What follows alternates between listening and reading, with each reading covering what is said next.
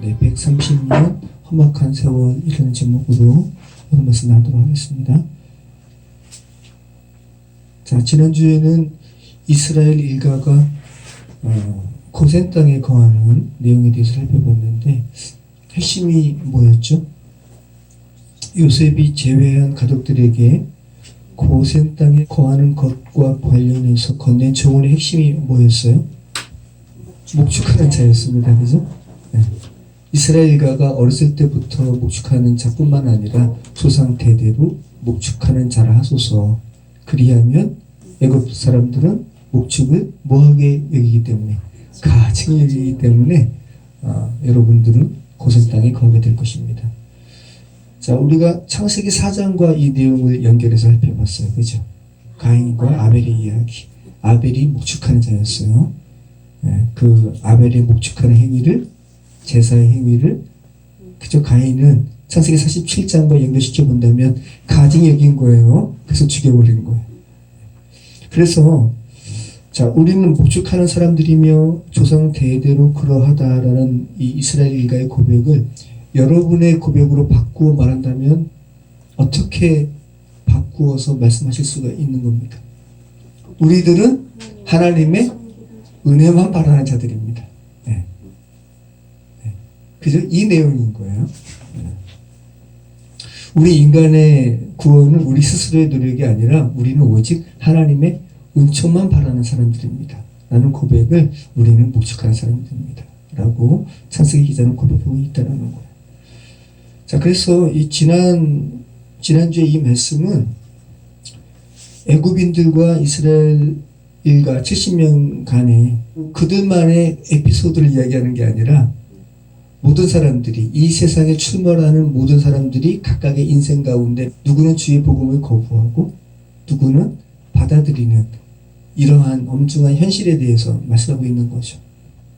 구원받게 되느냐 아니면 그대로 멸망 가운데 있느냐라는 이런 대조적인 상황이 지난주 우리가 살펴본 본문의 말씀이라는 겁니다. 자, 우리 오늘 말씀 같이 나누도록 하겠습니다. 창세기 47장 1절로 우리 10절 말씀을 같이 합독해서 읽도록 하겠습니다. 요셉이 바로에게 가서 고하여 이르되 내 아버지와 내 형들과 그들의 양과 소와 모든 소유가 가나안 땅에서 와서 고센 땅에 나이다 하고 그의 형들 중 5명을 택하여 바로에게 보이니 바로가 요셉의 형들에게 묻되 너희 생업이 무엇이냐? 그들이 바로에게 대답하되 종들은 목자이온데 우리와 손주가 다 그러하니이다 하고 그들이 또 바로에게 고하되 가나안 땅에 기근이 심하여 종들의 양들을 칠 곳이 없기로 종들이 이곳에 거류하고자 왔사오니 원하건대 종들로 고센 땅에 살게 하소서.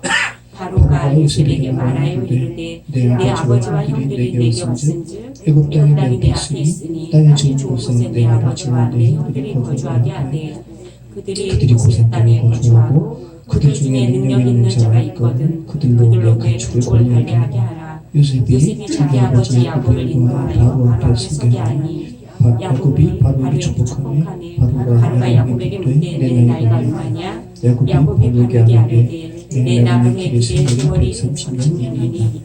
내 나이가 얼마 못되니 우리 조상의 남은 길에 연주에 지지 못하나 험악한 세월을 보내었나이다 하고 야곱이 바로에게 축복하고 그 앞에서 나오니라. 아멘. 자, 형들 5명을 택해서 바로를 만나게 하고 목축하는 자임을 강조하여 고센 땅에 살게 하고 왕궁에 양까지 치게 함으로, 그죠? 안정적인 수입원을 이스라엘 일가에게 보장하게 한 이후에 이제 요셉이 자기 아버지를 세상왕 바로에게 아련시키는 거예요. 자, 여러분 한번 요셉이 아버지 야곱을 바로 왕과 지금 독대하게 하고 있다는 걸 생각해 보시기 바래요. 자, 먼저는 형들과 바로 왕과 만나게 했잖아요. 그죠? 자, 형들과 바로 왕의 만남은 우리가 지금 나눈 거죠. 우리는 목축하는 자입니다. 그래서 하나님의 은혜로 고센 땅에 살게 하는 이 이스라엘 일가의 어떠한 상태를 이야기한다면 우리는 하나님의 은혜만 바라는 자입니다. 라는 부분을 강조하는 것이라면 그럼 지금 요셉이 다시 아버지 야곱과 바로에게 만나게 하는 이것은 어떤 부분일까 한번 생각하시면서 오늘 말씀 우리 살펴봤으면 좋겠습니다. 자, 우리 7절 말씀 같이 읽겠습니다. 요셉이 자기 아버지 야곱을 인도하여 바로 앞에 서게 하니 야곱이 바로에게 축복하네. 네. 자, 예수 그리스도를 예표하는 요셉이 자신의 아버지 야곱을 인도하여 바로 앞에 서게 했다고 이야기해요. 근 30년이지만 정확히는 23년 만에, 그죠? 17살에 떠나와서 지금 40살 언저리에 만나는 거니까 23년 만에 만나는 거예요. 23년 만에 만난 아버지, 130세 된 노인인 아버지를 자신의 상관이죠. 왕 바로에게 아련토록 하는 거죠. 표면적인 그림은 그래요. 그런데 구속자적인 그림은 어떤 그림이에요? 예수 그리스도를 예표하는 온 세상의 구원자 사브나 바네아 요셉이 관장하는 거예요. 그 예수 그리스도를 예표하는 요셉이 세상을 대표해요. 바로와. 그죠? 세상 사람 대표하는 바로와 이제 이스라엘이잖아요. 하나님의 아들됨의 완성을 이룬 이스라엘과 지금 만나게 하고 있는 거예요. 구속적인 그림을 잘 생각해 보시기 바래요. 자, 우선 요셉이 야곱을 바로에게 인도했다라고 하는 이 단어가 뭐냐면 히브리어로 보예요, 보. 그런데 이 단어는 창세기 2장에서 처음 쓰였는데 하나님께서 각종 들, 짐승과 새를 이렇게 지으셨잖아요. 그리고 아담에게 이름 짓도록 하셨죠. 어떻게 이름 짓나 보려고 이끌어 가신다라고 할 때 처음 쓰였어요. 오늘 용례와 같습니다. 요셉이 야곱을 이끌어 가죠. 누구에게로? 바로에게로. 똑같은 거예요. 창세기 2장 19절 여호와 하나님이 흙으로 각종 들짐승과 공중의 각종 새를 지으시고 아담이 무엇이라고 부르나 보시려고 그것들을 그에게로 이끌어 가시니 이게 보예요. 아담이 각 생물을 부르는 것이 곧 그 이름이 되었더라. 자, 그러니까 창세기 기자가 온 세상의 구원자 예수 그리스도를 예표하는 사브나 바네아 요셉의 주도 아래 세상왕 바로와 하나님의 아들로서의 완성을 이룬 아버지 이스라엘 간에 펼쳐질 그 무엇을 지금 이제 암시하려고 바로에게 아버지 야곱을 이끌어갔다고 지금 이렇게 표현하고 있다는 거죠. 그리고 그 둘의 대화, 세상왕을 대표하는 바로와 하나님의 아들로서의 완성을 이룬 이스라엘 간의 대화를 기록하고 있어요. 7절에 쓰인 단어가 다 의미심장한데 본문에 바로 앞에 서게 하니라고 할 때 이 서다라고 번역된 말이 있죠. 이것이 아마드인데 아마드. 의미를 한번 써보세요. 제가 읽어드릴게요. 이 아마드라는 의미가 어떤 의미가 있냐면 서다, 지정하다, 그리고 또 그만두다라는 의미도 있어요. 근데 또 그만두다라는 의미의 반대가 되는 계속하다라는 의미도 있어요. 그러니까 아직 안 끝났기 때문에 계속하는 거예요. 그럼 그만두는 건 뭐예요? 끝났기 때문에 그만두는 거예요. 참 의미가 이 아마드라는 의미에 독특하다라는 거죠. 확립하다라는 의미도 있고 떠난다라는 의미도 있어요. 다 확립됐기 때문에 떠나는 거죠. 네. 자, 그리고 끝낸다라는 의미도 있고요. 확립됐으니까 끝내는 거죠. 자, 재밌죠, 여러분? 그만두다라는 의미도 있으면서 계속하다라는 의미도 있다라는 거, 아마디에. 그러면 어떤 것을 확립했기 때문에 그 일을 마치고 떠나는 것이고, 어떤 것이 아직 확립되지 않았기 때문에 계속하다라는 의미도 있는 거죠. 그죠? 그러니까 이런 연장선상으로 가서 서다, 머무르다, 어떤 입장에서 표명하다라는 의미가 있는 거예요.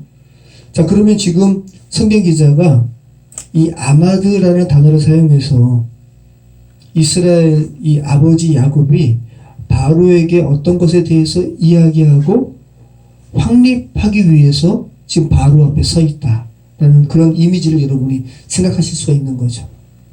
그러면 어떤 부분을 하나님의 아들로 완성된 이스라엘이 세상을 대표하는 바로에게 이야기하고 있을까? 오늘 그 부분 한번 생각하시면서 오늘 말씀 살펴보시기 바라요. 이 아마드라는 말은 하나님께서 아브라함에게 찾아오셔서 명년 이맘때 내게 아들이 있을 거야 라고 말씀하시는 부분에 처음 쓰였어요. 그 다음에 소돔의 멸망과 관련해서 아브라함이 하나님을 배웅하잖아요. 그리고 멀리 소돔 땅을 바라보잖아요. 소돔의 멸망과 관련해서 하나님 앞에 서요. 하나님, 의인 10명이 있어도 몇 명 하실 겁니까? 이렇게 소돔과 관련해서 대화 나누잖아요. 여기에도 아마드가 쓰였고요. 그 다음에 소돔을 탈출하면서 롯의 가족들에게 불타는 소돔성을 향해 뒤를 돌아보거나 머무르지 말라, 그 자리에 서지 말라. 네, 천사가 이야기하죠. 여기에도 이 아마드가 사용되었어요. 그리고 출애굽기 3장 5절에 하나님이 이르시되 이리로 가까이 오지 말라. 내가 선 곳은 거룩한 땅이니 내 발에서 신을 벗으라. 네, 여기 내가 선 곳은 아마드예요. 그리고 시편 1편 1절, 여러분이 잘 아시는 거죠? 복 있는 사람은 악인들의 꾀를 따르지 아니하며 죄인들의 길에 서지 아니하며, 이 아마드예요. 오만한 자들의 자리에 앉지 아니하고. 자, 이렇게 성경에서 상당히 많은 부분에 이 아마드는 하나님의 은혜로 살아난 사람과 지금 죽어있는 자의 구분이 가능한 구절에 아마드가 사용되었어요. 그러니까 지금 창세기 기자는 하나님의 아들로 회복된 이스라엘과 야곱과 여전히 죽은 존재인 세상왕 바로 간의 구별이 가능한 이 대조적인 부분에 아마드라는 이 동사를 사용하고 있다는 거 알게 되죠. 그리고 야곱을 바로 앞에 세우잖아요. 요셉이 여기 바로 앞에 라고 할 때 이 앞이라는 말은 뭐냐면 파님인데 얼굴이에요. 얼굴. 네. 사람의 얼굴은 뭐를 식별해 주죠? 그 사람을 식별해 줘요. 그죠? 그래서 여러분의 얼굴을 계속 거울을 잘 보셔야 되는 거예요. 내가 지금 50살인데 걔가 지금 60살인데 내 얼굴이 지금 다른 사람에게 어떻게 비춰져 있는가. 놀라운 거예요. 얼굴이라고 그러죠. 사람의 영혼이 얼굴에 이렇게 드러나는 거예요. 자, 세상왕 바로와 하나님의 아들로 회복된 야곱이 얼굴과 얼굴로 맞대는 거예요, 지금. 그런데 이런 상황이 예수 그리스도를 예표하는 요셉의 주도로 이루어지고 있다는 거. 예수 그리스도를 예표하는 요셉은 궁극적으로 사람을 살리는 행동만 해요. 육체적으로도 살리고 음식, 그리고 영적으로는 생명의 양식을 공급하는 것이고, 죄로 인해 죽은 형들의 영혼을 일깨워가지고 살리잖아요. 오늘도 지금 요셉이 살리는 행위를 하는 거예요. 누구를 살리는 거예요, 지금? 바로를 살리기 위한 거예요. 네. 아버지 이스라엘과 바로 왕의 이 만남을 통해서 궁극적으로 유익을 받아야 할 사람은 바로인 거예요. 요셉이 지금 그것을 이렇게 주관하고 있다는 거. 자, 우리 7절 말씀 다시 한번 읽어볼게요. 요셉이 자기 아버지 야곱을 인도하여 바로 앞에 서게 하니 야곱이 바로에게 축복하고. 10절에도 이렇게 야곱이 바로에게 축복하다는 말이 나오는데 7절과 10절에 야곱이 바로에게 축복했다라는 말이 두 번 나옵니다.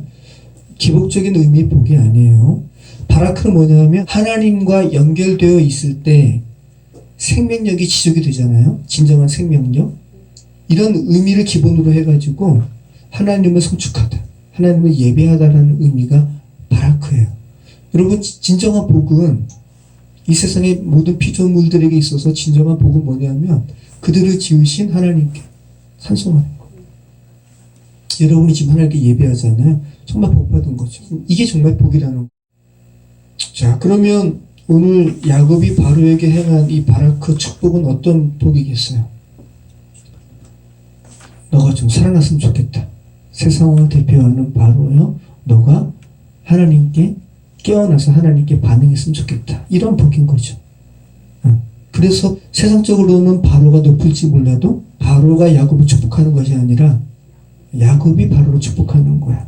세상적으로는 바로 왕이 높은 자인 것처럼 보여도 실상은 아니라는 거. 바로는 낮은 자. 성경적으로 이야기한다면 낮은 자를 떠나서 죽은 자. 에베소서 말씀대로.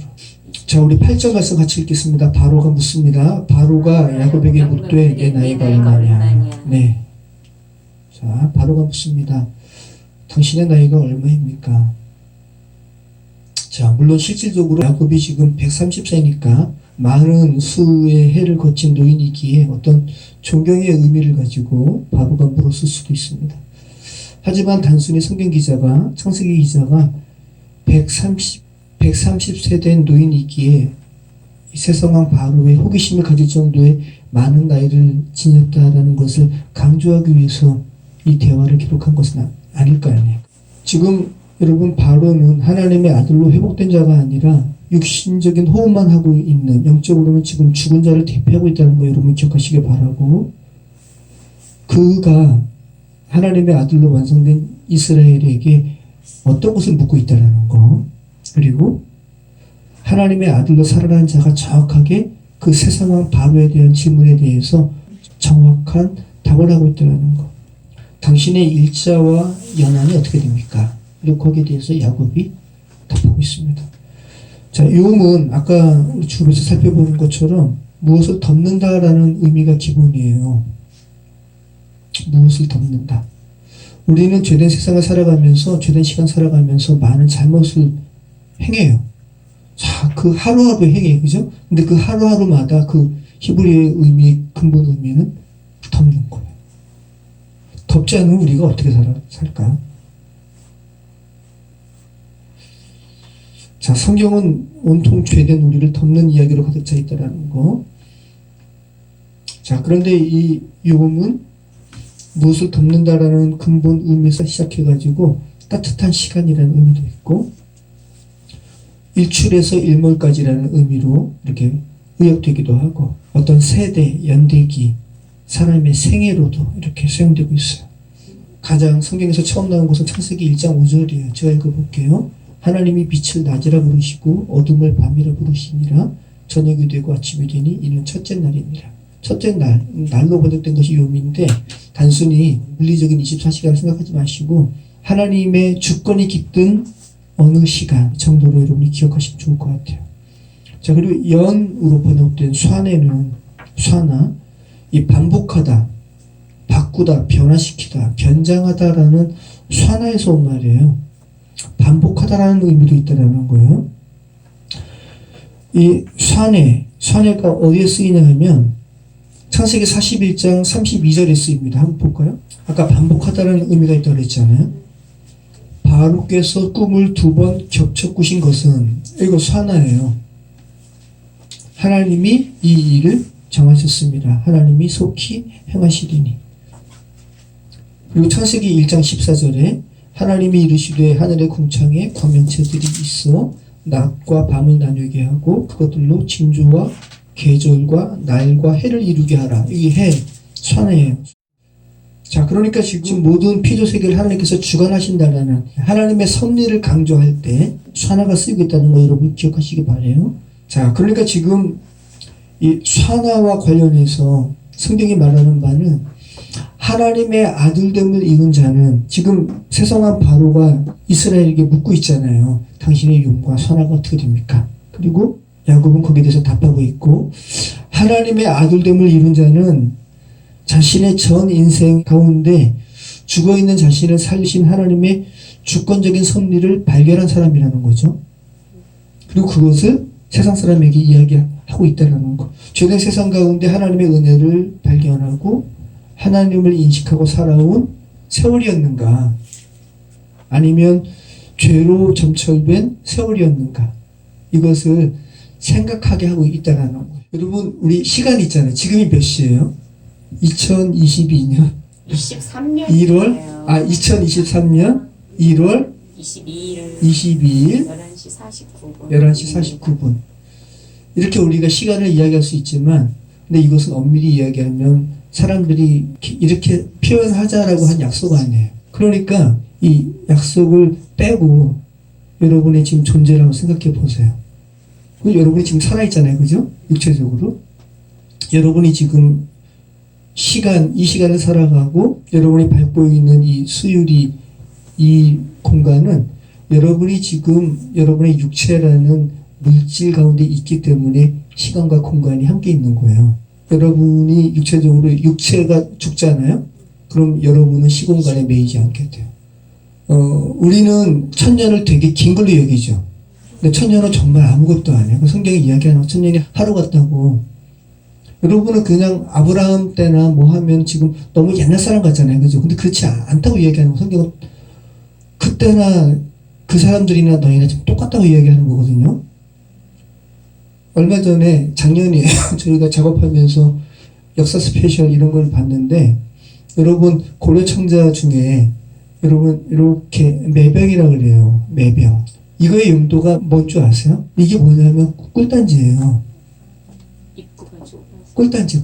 여기다 꿀 담아가지고, 근데 제가 드린 말씀이 뭐냐면, 이 꿀 담아가지고, 밀봉해가지고, 예를 들어, 거기 이렇게 다 놨거든요. 이렇게 난파된 발굴하면서, 그런 꿀단지, 그리고 젓갈, 천년 전에 젓갈, 그리고, 그러니까 예를 들어서 그런 거예요. 경상도, 전라도 어디 있는 사람이, 지금으로 이야기하면 서울에 있는 어느 대감집에 택배 보낸 거예요. 택배. 주소 다 있고요. 그리고 누구 대감집에 보내달라고 하는. 그러니까 지금 제가 드린 말씀이 뭐냐면, 천년 전에 있는 사람의 생활이나 우리나 똑같다고요. 그리고 그들의 죄와 관련된 것. 그러니까 인간이 똑같다는 걸 이야기하는 거예요, 지금. 이것을 생각한다면 여러분, 한번 시간이라는 것을 빼고 여러분의 존재와, 그리고 성경이 말하는 최초의 사람 아담, 아브라함, 다윗, 예수님 안에서 이제 이 모든 것들이 이제 다 이렇게 포괄되는 건데, 이거 생각해 보세요. 이거 생각해 보신다면 아브라함과, 그리고 지금 오늘 우리가 있는 이 창세기의 이 야곱과 여러분의 시간적인 갭을 극복할 수가 있을 거예요. 극복하는 가운데 하나님과 여러분 간의 1대1적인, 그러니까 지금 야곱이 바로에게 이야기하는 것을 여러분에게 이야기하는 것으로도 한번 그렇게 매칭시켜 보시라는 거예요. 자, 우리 9절 말씀 같이 읽겠습니다. 9절입니다. 야곱이 바로에게 아뢰되 내 나그네의 길의 세월이 130년이니이다. 내 나이가 얼마 못 되니 우리 조상의 나그네 길의 연조에 미치지 못하나 험악한 세월을 보내었나 하고, 여기 연조, 그 세월 다 산의 용, 다 그래요. 자, 야곱이 지금 바로에게 자신은 나그네입니다 라고 이야기하잖아요.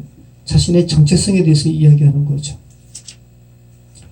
지난주 본문에서는 우리는 목축하는 자입니다 라고, 그죠? 하나님의 아들됨의 정체성에 대한 말을 했다면, 오늘 이 나그네라는 이 표현은 어떤 정체성의 고백이에요? 이제 육체에 매인 한 영혼의 전반적인 인생을 반추하는 거죠. 그죠? 하지만 우리는 하나님 안에서 우리는 나그네입니다. 이 세상 것만 붙들고 이 세상에 몸매면서 살아가는 존재가 아닙니다 라고 지금 고백하는 거잖아요. 야곱이 자신의 인생의 기간을 나그네 길이라고 하면서, 나그네라고 하면서 그 수를 130이라고 이야기합니다. 이 130이라는 수가 의미심장해요. 창세기 5장 3절에 처음 쓰입니다. 130이라는 수가. 같이 한번 읽어볼게요. 아담은 130세에 자기의 모양, 곧 자기의 형상과 같은 아들을 낳아 이름을 셋이라 하였고, 네. 자기의 모양, 자기의 형상. 이거 읽어보시면 마치 창세기 1장 26절에 하나님께서 당신의 형상을 따라 당신의 모양대로 사람을 만들고 라는 기사가 연상되죠. 일부러 그 기사 연상하라고 쓰인 말이거든요. 한번 읽어보죠. 창세기 1장 26절. 같이 한번 읽어보겠습니다. 하나님이 이르시되 우리의 형상을 따라 우리의 모양대로 우리가 사람을 만들고 그들로 바다의 물고기와 하늘의 새와 가축과 온 땅과 땅에 기는 모든 것을 다스리게 하자 하시고. 자, 그리고 창세기 5장 1절 읽어보시죠. 이것은 아담의 계보를 적은 책입니다. 하나님이 사람을 창조하실 때 하나님의 모양대로 지으시되, 예, 하나님이 사람 창조하실 때 하나님의 모양대로 지으셨대요. 그리고 성경은 하나님의 형상으로 회복되는 것과 관련된 책이에요. 하나님의 형상으로 회복된 자가 하나님의 아들이에요. 하나님의 형상으로 회복되는 자가 하나님의 아들임을 강조하기 위해서 창세기 5장 1절에 이것은 아담의 계보를 적은 책이니라 라고 하면서, 하나님이 사람을 창조하실 때 하나님의 모양대로 지으시되 라고 하면서 창세기 1장 26절을 상기하게 하는 구절로 시작을 했고, 그리고 창세기 5장 3절에 그 아담이, 그죠? 자신의 아들 가인이 아벨 죽였잖아요. 그리고 그 이후에 다시 하나님의 형상대로 회복된 아들을 하나님께서 주신 거예요. 그 아들이 누구냐면 셋이에요. 그런데 아담의 몇 세 때? 130세 때. 130세 때 하나님께서 아들 주셨는데 그 아들의 이름에 셋이라 했어요. 셋은 무엇을 대체한다는 의미예요. 누구를 대신한다는 의미예요. 가인 대신해서 하나님께서 아들 주신 거예요. 다시 셋을 130세 때. 가인은 하나님의 형상을 잃어버린 자 아니에요. 하나님의 형상을 다시 회복하는 자로 이제 회복의 말씀을 하시면서 지금 그 희망을 주시면서 셋을 주신 거예요. 아담의 나이 130세 때. 일부러 130과 관련해서 하나님의 형상으로 회복되는 것과 연결시키고 있다는 거죠. 자, 정확히 이 130이라고 떨어지는 이 수가 오늘 본문을 포함해서 역대하, 민수기, 그리고 창세기 5장을 친다면 4번 나와요. 4번. 여러분 한번 보세요. 생각해 보세요. 사람이 하나님의 형상으로 지음을 받았다는 것은 어떤 사람이 하나님의 형상으로 회복되지 않으면 그 사람은 성경이 말하는 하나님의 사람이 아니라는 거죠.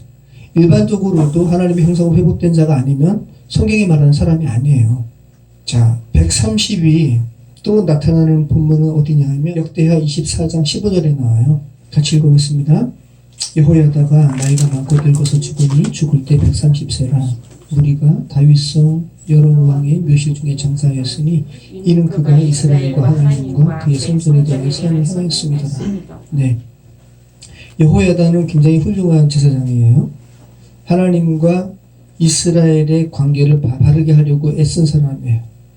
하나님의 아들됨의 관점으로 130을 생각하시기 바라요. 오늘 여호야다는 지금 개인으로 어떤 완성의 시간을 의미하는 것으로 지금 130세에 죽었음을 지금 이야기하고 있는 거예요. 자, 그리고 오늘 본문에 이스라엘로 완성되어서 바로 앞에 서는 나이를 야곱이 130이라고 지금 이야기하고 있는 거예요. 그러니까 지금 실제 어떤 나이를 떠나서 성경이 지금 메시지를 주고 있는 거예요. 그죠? 아담이 130세에 셋을 낳은 것과 관련해서 다 하나님의 형상으로 회복되는 수 130이라고 지금 어떤 커트라인처럼 지금 수를 제시하고 있다는 거. 그리고 참 독특한데 민수기 말씀 보면 130이 등장하는데 성막과 관련해서 성막은 여러분 뭐를 의미해요? 성막은 성전이에요. 성전. 그리고 성전은 결국은 교회잖아요. 그죠? 우리가 교회예요. 하나님의 아들됨으로 회복되는 것 교회고, 그죠? 구약으로는 성전이에요. 그리고 더 나아가서는 성막이고. 그런데 민수기 7장에는 독특한 말씀들이 있는데 성막을 짓고 그리고 제단에 어떤 제단에 드릴 봉헌 예물에 대해서 기록하고 있거든요. 근데 이스라엘을 이루는 각 지파, 몇 지파예요 그러면? 12지파죠. 근데 유다 지파부터 시작해가지고 시계 방향으로 하루에 한 지파씩 10일 동안 12지파가 봉헌 예물을 드려요. 근데 거기에 130이라는 수가 반복해서 나와요. 굉장히 특이해요. 똑같은 구절이 반복해서 나와요. 그 예물의 종류와 양이 똑같음에도 불구하고 반복해서 기술해요. 강조하는 거죠. 그러니까 이렇게 12지파가 각각 이 똑같은 예물을 10일 동안 드렸더라 라고 쓰면 되잖아요. 그죠? 근데 그렇지 않고 똑같은 것을 지활이만치 반복해서 쓰고 있다고요. 두 부분만 한번 볼게요. 첫째 날과 마지막 날. 민수기 7장 11절로 우리 17절 말씀 한번 읽어볼게요. 첫째 날이거든요. 그리고 똑같이 반복이 되면서 우리가 또 마지막 날도 한번 읽어보겠습니다. 자, 같이 읽어보겠습니다. 여호와께서 모세에게 이르시기를 지휘관들은 하루 한 사람씩 제단에 봉헌물을 드릴지니라 하셨더라. 첫째 날에 헌물을 드린 자는 유다지파 암미나답의 아들 나sob이라. 그의 헌물은 성소의 세겔로 130세겔 무게의 은발 하나. 여기 130 나오는 거예요.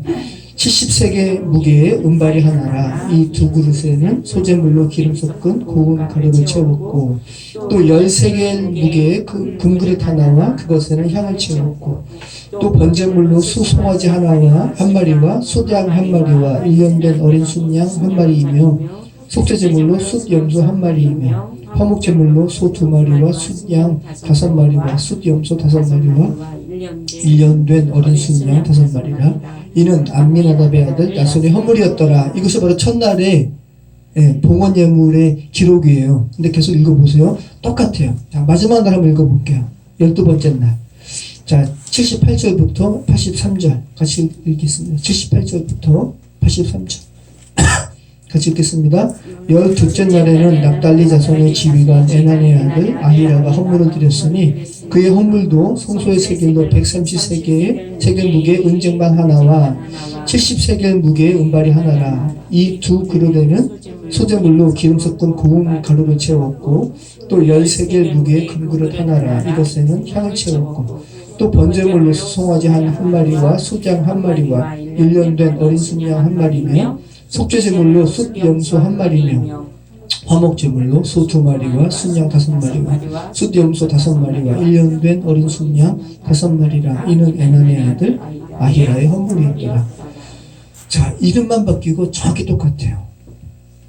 민수기 기자가 이름만 바뀔 뿐이고 나머지 봉헌물과 같음에도 굳이 긴 지면을 할애해 가면서 12지파의 봉헌물과 성막의 기준인 세겔의 정확한 수치를 각 지파별로 각각 기록한 이유는 뭘까? 세겔이라는 것은 세속적인 가치체계와 구별해가지고 성막에만 통용되는 무게 기준이 세겔이에요. 세속 기준과 구별해서 쓰인 말이라고요. 아까 드린 말씀처럼 성막은 성전이고, 그죠? 교회를 구약에서 예표하는 것이고, 그죠? 여러분이 하나님의 아들됨을 이루는 거 아니에요? 성경이 말하는 바는. 그럼 여러분이 하나님의 성전 되어지는 것이고, 하나님의 교회 되는 것은 다른 말로 하나님의 아들됨을 이루는 거예요. 이런 것을 생각하신다면 성막의 단을 봉헌하는 예물을 드림에 있어서 이스라엘을 이루는 12지파를 대표하는 12명의 족장이 한 사람씩 12일에 걸쳐서 똑같은 예물을 드린다는 것은 지금 뭐를 의미하는 거예요? 중복됨에도 불구하고 12아들의 이름을 계속 열거하면서 반복해서 기록하고 있다는 것은 어떤 것을 여러분이 생각할 수 있는 거예요? 하나님의 아들됨을 이루는 것은 12명 아들 각각의 개개인의 인생마다 이루어져야 함을 지금 이야기하는 거죠. 그리고 그 예물 중 130세겔이라는 정확한 수치를 기록함으로써 각각의 삶 동안 하나님의 아들로 이렇게 채워져야 하는 어미성을 지금 이야기하고 있는 거죠. 이것을 세겔로 이야기하는 거예요. 여러분, 다니엘서에 벨사살 왕이 이스라엘 성전에서 빼앗은 기명들로 잔치하잖아요. 술 먹잖아요.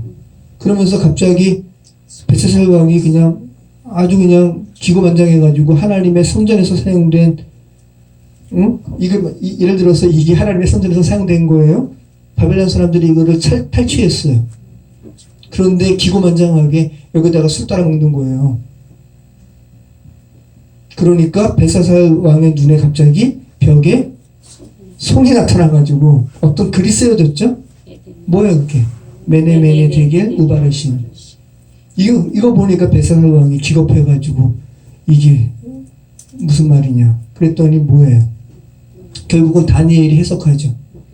당신이 하나님의 저울에 지금 달린 바 되었는데 하나님께서 정하신 그 무게에 이르지 못해가지고 하나님께서 당신을 버리셨습니다. 그리고 그날 밤에 벨사살 왕이 죽어요.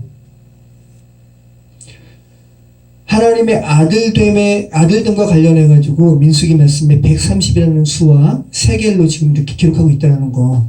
이것을 벨사살 왕의 그 하나님께서 당신이 하나님의 생각하는 바에 미치지 못했다는 것과 연결시켜 보시기 바래요. 그러니까 130이라는 수와 세겔, 그죠? 하나님의 아들됨과 이렇게. 우리 인생이 130이라는 수로 지금 이스라엘이 이야기하는 거 아니에요. 그죠? 우리의 지난 인생이 하나님의 아들됨으로 이렇게 채워져야 함을 지금 성경은 이야기하고 있다는 거예요. 제가 드린 말씀은. 자, 지금까지 야곱이 바로에게 말한 130이라는 수와 관련해서 지금 제가 말씀드린 거예요. 그죠? 우연히 130이라는 수가 쓰여진 게 아니에요. 그죠? 130세 아담이 셋을 낳은 거 생각해 보시기 바래요. 그리고 다 하나같이 하나님의 형상, 하나님의 모양과 관련해서 언급이 됐다라는 거. 자, 그러면 지금 어느 정도 정리가 되잖아요. 130이라는 수는 하나님의 아들로 성취되는 어떤 커트라인처럼 제시된 수라는 거. 그리고 지금 그것을 야곱이 말하고 있다는 거. 주께서 허락하신 130이라는 이 세월을 거쳐가지고 나는 지금 하나님의 아들로 완성되었습니다. 그리고 하나님의 아들로 완성된 지금 지나온 나의 시간을 되돌아보니 어떤 시간이라고 이야기하는 거예요? 험악한 시간이라고. 히브리어로 라라고 이야기해요. 나쁜 시간이었다고. 악한 시간이었다고 지금 고백하는 거예요. 야곱이. 여러분의 지나온 시간을 한번 생각해 보시기 바라요. 여러분의 지나온 시간이 정말 여러분이 보시기에는 윤리적으로 어떤 악을 행하지 않았을지라도, 그죠? 근데 지나온 여러분의 시간이 자기는 너무 좋았다고 생각하는 그 시간에 하나님을 의식할 시간이 아니었다면, 지금 요셉의 관점으로 이야기한다면 그 시간은 악한 시간이었던 거예요. 우리의 지나온 시간 가운데 하나님께 주권을 드린 시간이 아니었다면 그 시간은 이스라엘의 입으로 이야기한다면 악한 시간이었어요.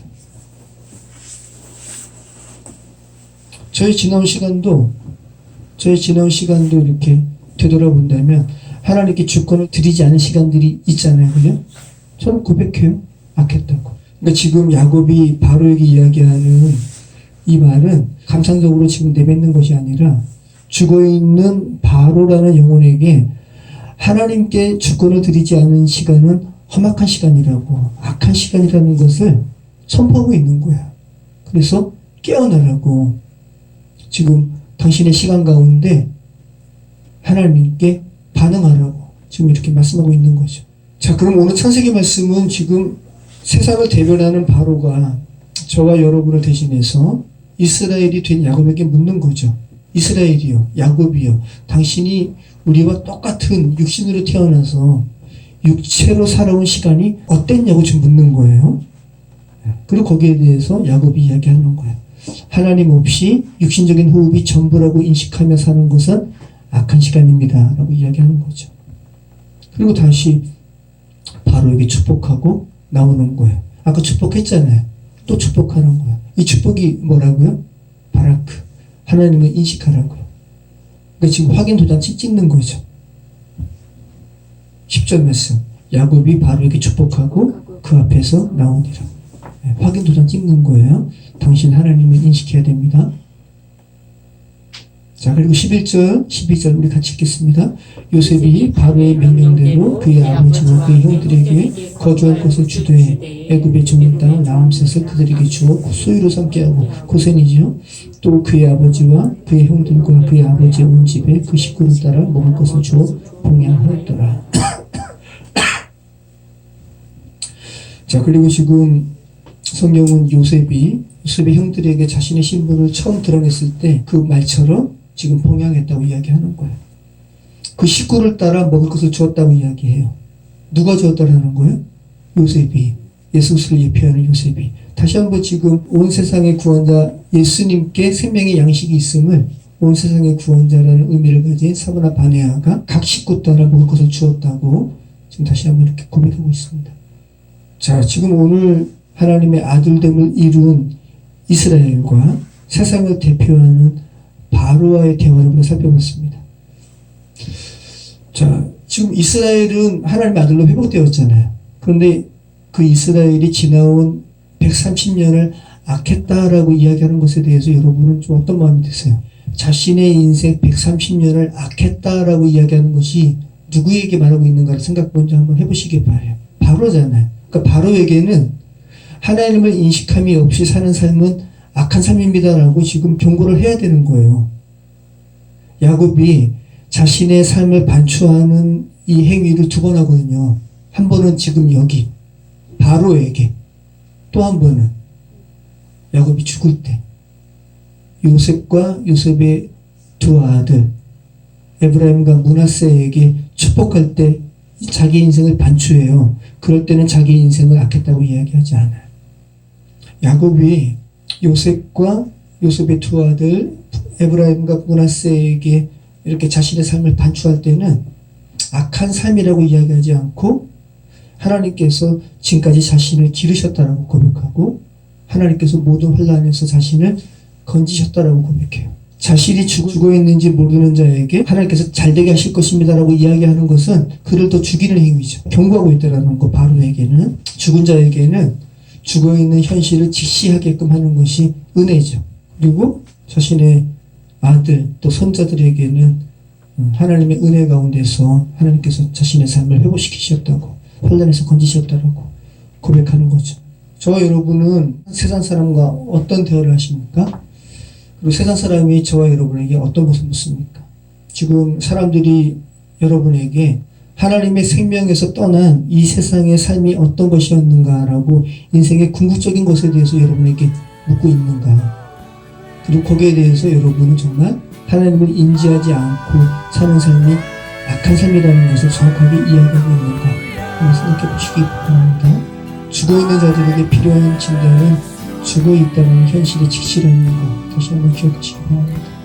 지금 당신은 죽어있으며 그 상태는 악한 것이라는 이 사실을 정하는 자 되길 바랍니다. 그리고 그대로 가면 영원한 멸망이라는 경고를 주님께서 허락하신 이 세월 가운데 증거하시는 저와 여러분의 삶이 되시기를 축원합니다. 기도하겠습니다.